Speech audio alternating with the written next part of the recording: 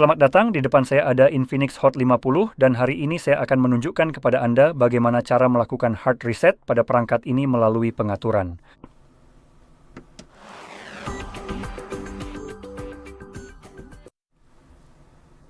Jadi untuk Sulaiki, Anda perlu membuka pengaturan Anda.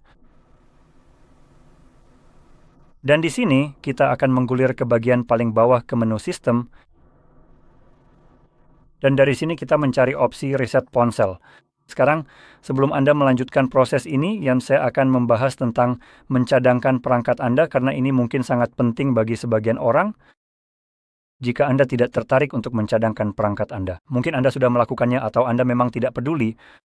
Lewati saja beberapa menit ke depan saat saya mulai membahas proses reset sebenarnya. Namun untuk Anda yang tertarik mencadangkan data, ada satu cara yang bisa Anda lakukan sekarang, yaitu mencadangkan ke Google Drive.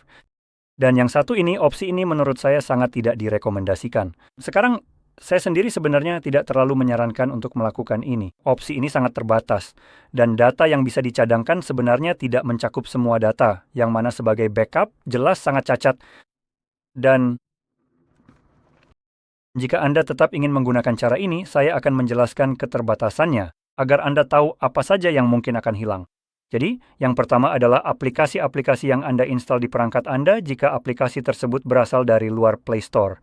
Jadi, dari manapun toko lain Anda mendapatkan aplikasi tersebut, aplikasi-aplikasi itu akan sepenuhnya diabaikan dalam proses backup. Selain itu, bahkan jika aplikasinya berasal dari Play Store dan sedang dicadangkan dalam tanda kutip, karena sebenarnya data ini tidak benar-benar dicadangkan.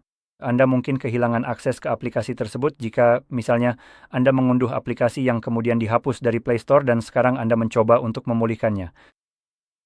Cara pencadangan ini dilakukan hanyalah dengan memberikan semacam catatan singkat pada file yang dianggap sebagai backup, bahwa, "Hey, kamu tahu apa? Perangkat ini dulu pernah memiliki aplikasi ini, jadi jika masih tersedia silakan ambil dari Play Store. Dan jika tidak tersedia, ya mau bagaimana lagi?" Jadi jelas, sebagai sebuah backup, ketika kamu mencadangkan sesuatu, kamu berharap itu adalah backup yang bisa dipulihkan dan kamu bisa mendapatkan aplikasinya kembali. Tapi tidak, di sini caranya adalah jika aplikasinya hilang, ya sudah, kamu tidak punya aplikasi itu lagi, meskipun kamu seharusnya sudah mencadangkannya. Kenyataannya, kamu hanya membuat sebuah file teks. Mari kita jelaskan seperti ini. Ini sama saja seperti membuat file teks berisi daftar aplikasi yang pernah kamu install di perangkatmu, lalu kamu sendiri yang harus ke Play Store untuk mengunduhnya kembali. Bedanya, ini hanya dibuat otomatis. Jadi kalau ada aplikasi yang tidak tersedia, ya kamu tidak akan mendapatkannya lagi. Dan jika misalnya aplikasi itu berasal dari sumber pihak ketiga seperti GitHub atau tempat lain, Google bahkan tidak akan peduli untuk mengurusnya. Bagi Google, aplikasi itu tidak ada selama bukan berasal dari Google. Bukan urusan kami, bukan sirkus kami, bukan monyet kami. Jadi sekali lagi, fiturnya memang cukup terbatas dalam hal ini. Dan lebih jauh lagi, untuk urusan video dan foto, Google Drive juga terbatas. Saya rasa sekarang batasnya 15 GB, jadi jika foto dan video kamu melebihi 15 GB, Google pada dasarnya hanya akan mengambil data sampai 15 GB saja. Dan kemudian pada dasarnya mereka akan bilang, "Hey, bayar kami kalau mau mengunggah lebih banyak. Kalau tidak, ya data yang ada di 15 GB itu saja yang bisa kamu dapatkan." Dan sekali lagi, untuk tujuan backup, mencadangkan sebagian dari perpustakaan media kamu itu benar-benar bodoh dan sebagai backup, ini benar-benar gagal total. Jadi itulah kenapa saya tidak merekomendasikan menggunakan sampah ini. Fitur ini sangat terbatas dan di atas itu semua sama sekali tidak menyentuh hal-hal seperti data aplikasi dan sebagainya. Memang mereka memindahkan atau mencadangkan pesan dan log panggilan kamu, seingat saya, yang sebenarnya jika dilakukan oleh Google, menurut saya ini lebih merupakan tanda bahaya daripada hal yang positif. Sekarang Google punya akses ke semua pesan saya. Luar biasa sekali. Jadi kita tidak akan menggunakan ini. Sekarang mari kita lihat apakah ada opsi lain. Sebenarnya saya belum memeriksanya, tapi biasanya ponsel memang punya cara alternatif untuk memulihkan atau mencadangkan data mereka. Melalui aplikasi cloning ponsel mereka sendiri, kita bisa menggunakan aplikasi seperti Mobile Cloner ini sekarang. Ini sangat tergantung apakah kamu akan menggunakan aplikasi ini atau versi lain dari aplikasi ini dari perusahaan lain. Jadi, pada dasarnya ini memungkinkan kamu memindahkan data dari satu ponsel ke ponsel lain. Ini tidak benar-benar dicadangkan seperti yang kamu harapkan, lebih seperti memindahkan data dari satu ponsel ke ponsel lain. tapi kamu tetap menjalankannya, dapatkan di sini. Tapi nanti kamu bisa memindahkannya kembali. Tapi alasannya saya bilang ini akan sangat tergantung pada ponsel lain adalah karena pertama, kamu memang butuh ponsel lain untuk ini.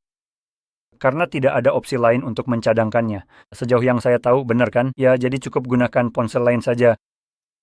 Dan satu hal lagi, misalnya aplikasi mobile cloner yang kita gunakan di sini di Infinix hanya bisa digunakan dengan sesama Infinix. Untuk misalnya memindahkan data dari ponsel ini ke, sebagai contoh, Samsung yang saya punya di sini, saya harus menggunakan versi aplikasi ini milik Samsung. Aplikasi-aplikasi ini memungkinkan kamu memindahkan data ke perangkat, bukan dari perangkat itu, menggunakan versi aplikasi milik perusahaan masing-masing. Jadi Samsung akan membiarkan kamu menggunakan smart switch mereka untuk memindahkan data dari ponsel ini ke ponsel mereka, tapi smart switch tidak bisa digunakan sebaliknya. Berem ini ningat kadu meros ke platform mereka, bukan kecut dari platform mereka, dengan menggunakan perangkat lunak mereka sendiri. Dan untuk memberi contoh beberapa aplikasi lain seperti ini, untuk merek-merek berbeda, misalnya Vivo, OnePlus, Realme, dan Oppo, semuanya pada dasarnya adalah bagian dari satu induk perusahaan besar. Mereka semua menggunakan phone clone, sedangkan Xiaomi menggunakan Mi Mover. Jadi itulah beberapa merek populer yang memiliki versi aplikasi mereka sendiri. Dan kamu bisa menggunakan salah satu dari aplikasi tersebut untuk memindahkan data ke salah satu perangkat itu. Atau jika kamu punya merek lain, cek apakah merek tersebut punya versi aplikasinya sendiri atau tidak. Dan ini sebenarnya akan menjadi cara terbaik. Kamu bisa membuat cadangan data karena aplikasi ini memungkinkan kamu mencadangkan semuanya, termasuk aplikasi dimanapun mereka berada. Dan aplikasi ini benar-benar memindahkan semuanya ke perangkat lain. Jadi jika aplikasi itu tidak ada di Play Store, ya aplikasi ini tidak peduli soal itu. Jadi jelas ini akan berfungsi. Foto dan video juga bisa dicadangkan dengan baik. Selama ponsel barumu punya cukup ruang penyimpanan, kamu bisa mencadangkan semuanya. Kamu tetap dibatasi oleh kemampuan perangkat, seberapa banyak data yang bisa disimpan. Tapi jika kamu punya 128 GB di sini dan 128 GB juga di perangkat kedua, jelas kamu bisa mencadangkan semuanya.